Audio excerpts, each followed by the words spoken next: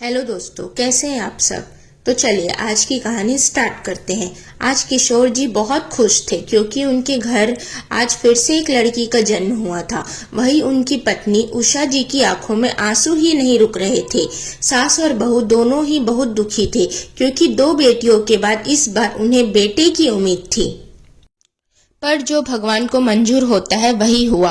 किशोर जी तो बहुत खुश थे। वो कह रहे थे कि मेरे घर में फिर से लक्ष्मी का आगमन हो गया है, और अपनी माँ और पत्नी को समझा रहे थे कि बेटियां बेटों से आज के युग में कहीं ज्यादा आगे है। तब उनकी माँ ने कहा कि अभी तो ठीक है, पर आगे इनकी शादी होने के बाद तुझे कौन रखेगा और तेरी सेवा कौन करेगा। तो किशोर जी ने बड़े गर्व से कहा कि मेरी बेटियां करेगी ना मेरी सेवा। मैं अपनी बेटियों को इतना पढ़ाऊंगा कि वो अपने पैरों पर खड़ी हो जाए। तीनों लड़कियां अब धीरे धीरे बड़ी हो रही थी।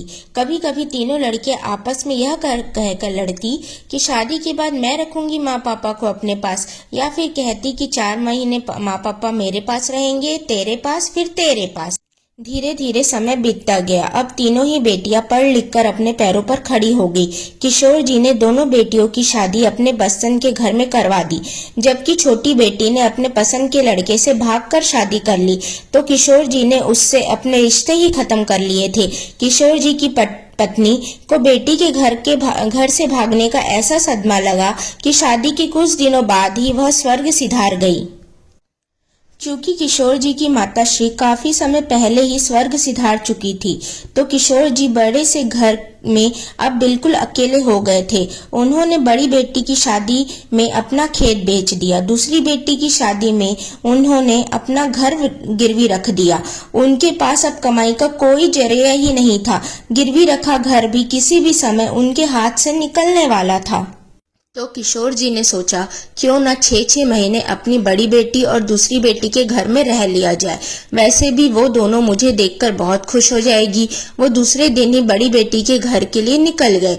चूंकि बड़ी बेटी के ससुराल वाले लोअर मिडिल क्लास थे और बेटा बहू दोनों की ही कमाई से उनका घर अच्छे से चल पाता था, और बड़ी बेटी की सास भी बहुत ज्यादा तेज थी। किशोर जी जैसे ही अपनी बड़ी बेटी के यहाँ पहुंचे तो उनका सामना सबसे पहले बेटी की सास से ही हुआ।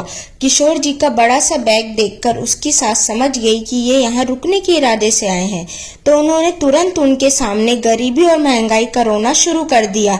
क्योंकि उस समय बेटी दामाद दोनों ही कोई अपने जॉब में गए हुए थे, तो बेटी की सास ने ही उनके खाने पीने का इंतजाम किया। जब रात को बेटी दामाद आए तो किशोर जी को देखकर बहुत खुश हुए। किशोर जी ने जब अपनी बेटी को अकेला देखा तो उन्होंने उससे कहा कि बेटी, तुम तो अपने मायके का हाल जानती हो ना, इसलिए मैंने फैसला किया है कि मैं 6 महीने तुम्हारे घर और 6 महीने तुम्हारी बहन के यहाँ रहूंगा। बेटी पहले तो बहुत खुश हुई, फिर अपनी सास का ख्याल आते ही उसकी आंखों में आंसू आ गए। तब बेटी ने अपने आप को संभालते हुए कहा कि पापा, आप यहाँ रहोगे तो सबसे ज्यादा खुशी मुझे ही होगी, पर मैं तो सुबह ही जॉब के लिए निकल जाती हूँ और रात में आती हूँ, तो आपको दिन भर मेरे सास ससुर के साथ ही रहना पड़ेगा, और मेरी सास आपको रोज ताने देगी जो मुझसे सहन नहीं होगा। और मैं आपकी पैसों से भी मदद नहीं कर सकती हूँ क्योंकि दोनों जितना कमाते हैं वह सब घर के खर्च में ही चला जाता है। किशोर जी ने बेटी की स्थिति को देखते हुए उससे कुछ नहीं कहा और सुबह होते ही अपनी दूसरी बेटी के घर के लिए रवाना हो गए। उन्हें पूरा विश्वास था कि उनकी बेटी उन्हें रख ही लेगी क्योंकि वो एक अमीर घर में गई है। रात में जैसे ही किशोर जी उसके पास पहुंचे, बेटी दामाद अपने एक रिश्तेदार की शादी में शामिल होने के लिए अमेरिका जा रहे थे। बेटी दामाद तो पहले किशोर जी को देखकर आश्चर्यचकित हो गए। फिर बेटी ने कहा कि पापा, आप यहाँ बिना बताए क्यों आ गए? हमें अभी ही अमेरिका के लिए निकलना है। तो किशोर जी ने कहा, ठीक है बेटी, अपने घर की चाबी मुझे दे दो, मैं तुम्हारे घर रह भी लूंगा और इसी बहाने तुम्हारे घर की रखवाली भी हो जाएगी। तो बेटी ने तुरंत मना कर दिया। पापा, मैं आपके भरोसे अपना घर नहीं छोड़ सकती हूँ। मेरे घर में बहुत कीमती कीमती चीजें हैं जो नीरज अलग अलग देशों से लाए हैं। तो आप अभी अपने घर चले जाओ। मैं जब भी अमेरिका से आऊंगी तो आपको कॉल कर दूंगी। तो किशोर जी अपना बैग लेकर वहां से रवाना हो गए और रास्ते में सोचने लगे कि ये वही लड़की है जिसकी शादी के लिए मैंने अपना घर गिरवी रख दिया है। उसके घर में आज मेरे लिए एक कोना भी नहीं है। अब वो सोचने लगे कि अब तो वो अपने घर नहीं जा सकते, तो उन्होंने फैसला किया कि वो अपनी छोटी बेटी के यहाँ जाएंगे। फिर अपना मन ये सोचकर बदला कि जैसे मैंने उसे स्वीकार नहीं किया है वैसे ही वो भी मुझे अस्वीकार ना कर दे। फिर भी हिम्मत करके वो अपनी बेटी के यहाँ गए। वहां पहुंचते ही उनका सामना अपने छोटे दामाद से हुआ। किशोर जी को देखते ही राज आग बबूला हो गया और उन्हें बिना कुछ कहे ही अपने काम पर निकल गया।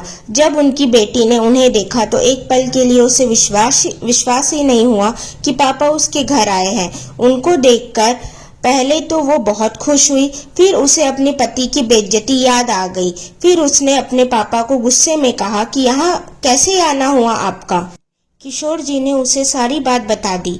उनकी बात सुनकर पहले तो वो हंसी, फिर तुरंत ही कहने लगी कि जिन बेटियों की शादी के लिए आपने अपना खेत घर सब बेच दिया, आज वो ही आपको रखने के लिए राजी नहीं है। फिर आप मेरे से ऐसी उम्मीद कैसे कर सकते हो कि मैं आपको अपने घर में रख सकती हूँ, जबकि मेरी शादी में तो आपको एक फूटी कौड़ी खर्च करने की जरूरत नहीं पड़ी। हमने तो आपका आशीर्वाद चाहा था, वो भी आपको देते नहीं बना, और आप चाहते हो कि मैं आपको अपने घर में रखूं। ठीक है, एक शर्त में मैं आपको अपने घर में रखूंगी, अगर आप मेरे पति के पैरों में गिरकर उनसे माफी मांगे तब। पर किशोर जी को ये गवारा नहीं था, तो वे तुरंत ही अपनी लड़की के यहाँ से निकल गए। अब किशोर जी अपने घर जाने को निकल गए। रास्ते में उन्हें अपनी माँ की याद आने लगी। वो सोचने लगी कि माँ सच ही कहती थी। वो अब अपने शहर पहुंच चुके थे। वहां पहुंचकर उन्होंने ऑटो वालों से वृद्धाश्रम ले जाने को कहा, जहां 2 महीने बाद ही उनकी मृत्यु हो गई। सो दोस्तों, अगर आपको ये कहानी पसंद आए तो प्लीज इस कहानी को लाइक करें, शेयर करें एंड चैनल को सब्सक्राइब करें। Thank you.